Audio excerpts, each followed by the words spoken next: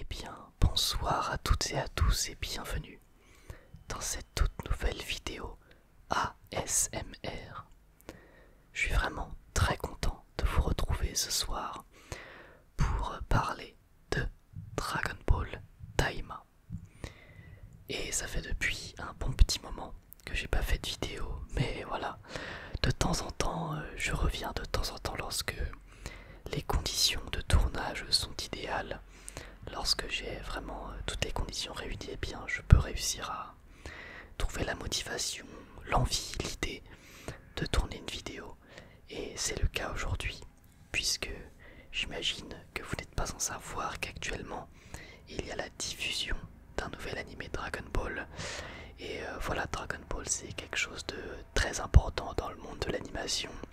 C'est un de mes animés préférés, un de mes mangas préférés surtout. Donc il était tout naturel pour moi de vous en parler aujourd'hui, surtout que ça faisait depuis un bon moment qu'on attendait quand même cet animé. Alors ça faisait depuis un bon moment qu'on attendait en tout cas un nouvel animé Dragon Ball.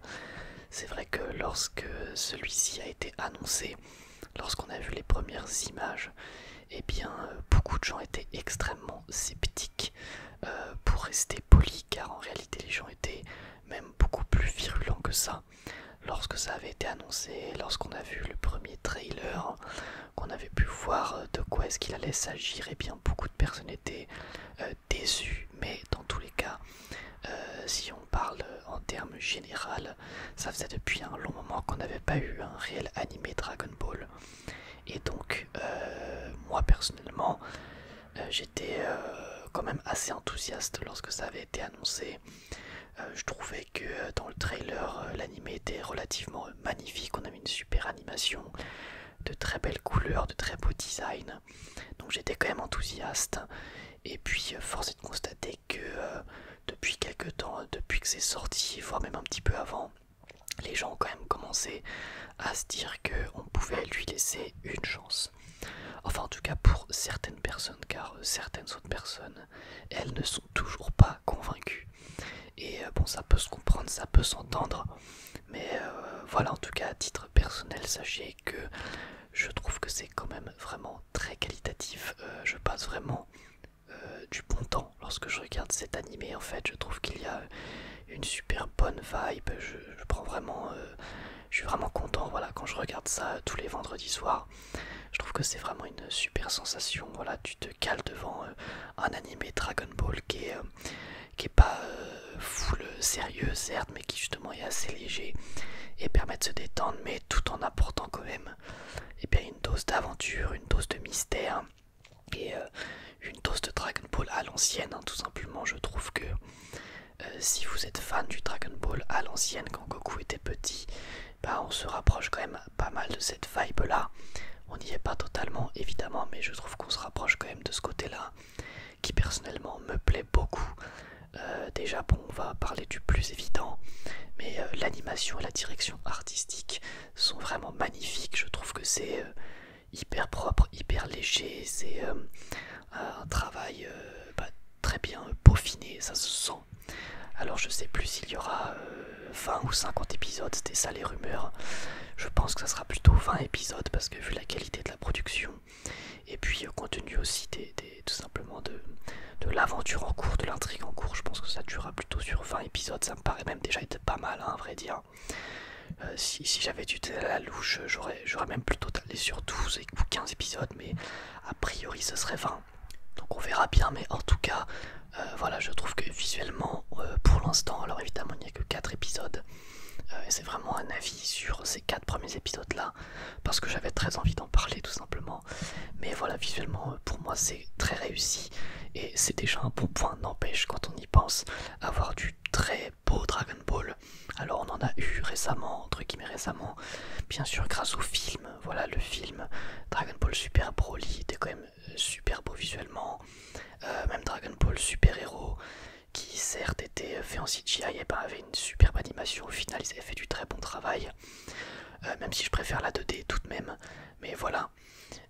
Mais pour rappel quand même, Dragon Ball Super était la majeure partie du temps extrêmement moche, hein, voilà, on va pas se mentir, c'était un animé, je dirais pas fleuve, parce que voilà, mais un animé qui en tout cas sortait toutes les semaines pendant plusieurs années, et qui avait des délais de production extrêmement courts, et ça se ressentait malheureusement, c'était vraiment pas très beau la plupart du temps.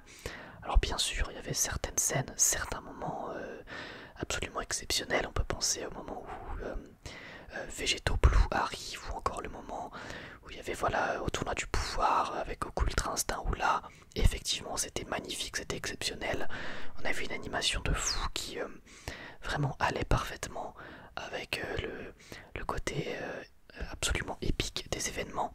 Mais sinon, on va pas se mentir, si vous n'avez pas revu DBS, et bien je vous invite à revoir certains épisodes et vous constaterez qu'effectivement c'était très très moche. C'était pas la faute des équipes d'animation bien sûr, mais factuellement c'était pas beau. Donc là, de voir qu'on a un produit travaillé comme ça, de voir qu'on a un produit, enfin en tout cas un animé qui est aussi joli, aussi plaisant à regarder, bah on se dit voilà, c'est ça qu'il faut à Dragon Ball, c'est ça qu'il faut pour même la plupart des animés, je dirais extrêmement populaires. Je pense que le format très long, le format animé fleuve, n'a juste plus sa place en fait dans le domaine de l'animation, hein. Quand on regarde One Piece par exemple, qui vient récemment de prendre une pause de 6 mois dans son animé, qui va aussi entamer un remake de la première partie donc de la saga East Blue, fait par Wit Studio, on se rend compte, j'ai l'impression que le monde de l'animation essaye de se détacher des animés fleuves pour faire des animés saisonniers. Et quand on voit le résultat pour la plupart, puisque je n'ai aucun doute sur le fait que le remake de One Piece sera très joli aussi, que la Dragon Ball Daima c'est super joli également. Bon, on avait aussi le remake de l'anime Naruto qui avait été annoncé, mais pour l'instant on n'a pas plus de news que ça. Mais les premiers visuels faisaient vraiment envie.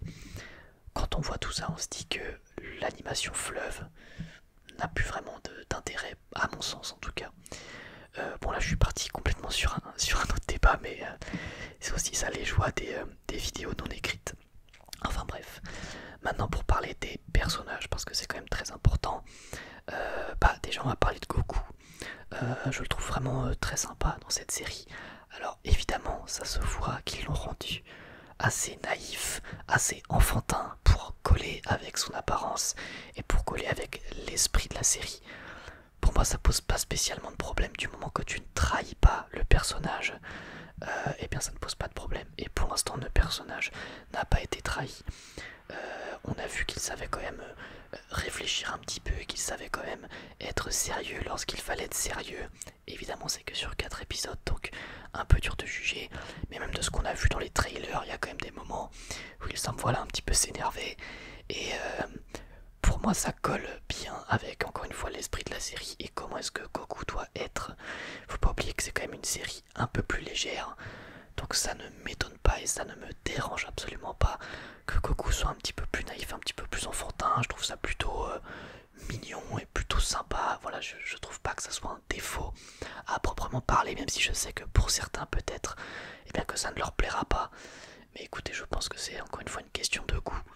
Mais c'est pas comme si Goku était idiot dans cette série non plus, hein, faut pas abuser.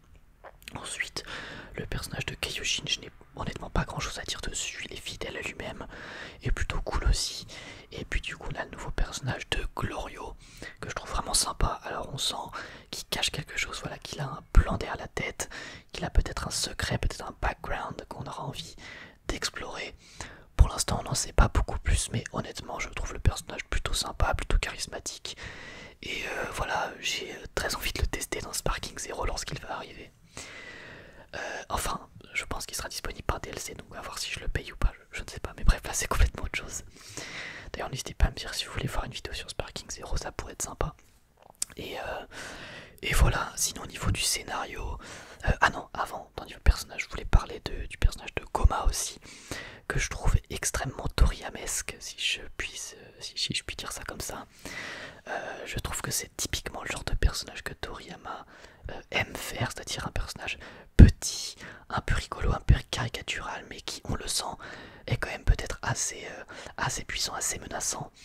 assez tyrannique plutôt, c'est vraiment le terme. Toriyama aime bien faire des personnages qui sont petits et tyranniques.